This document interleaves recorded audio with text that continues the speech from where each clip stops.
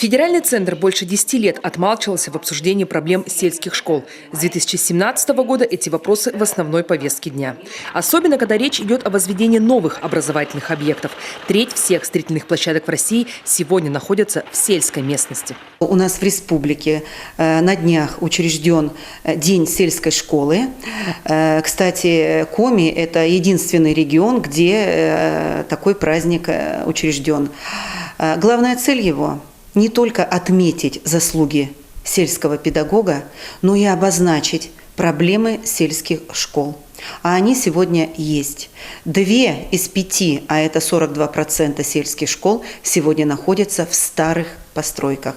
33 школы в республике до сих пор отапливаются дровами.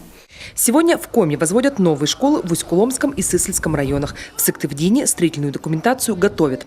Параллельно думают и о кадровых перспективах. Не хватает учителей по иностранным языкам и математике. Здесь должны помочь новые правила целевого обучения. Большая часть бюджетных мест она будет связана с каким-то целевым обучением для кого-то.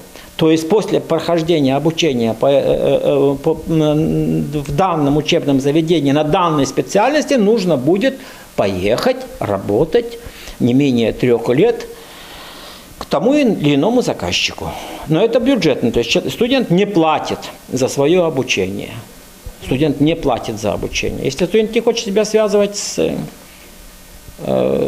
последующей работой в том или ином месте, есть платные места.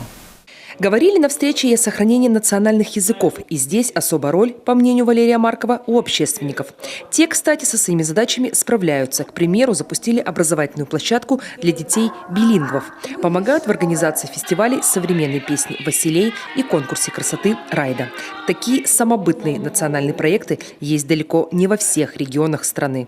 Виктория Палкина, Василий Янин, телеканал Юрган.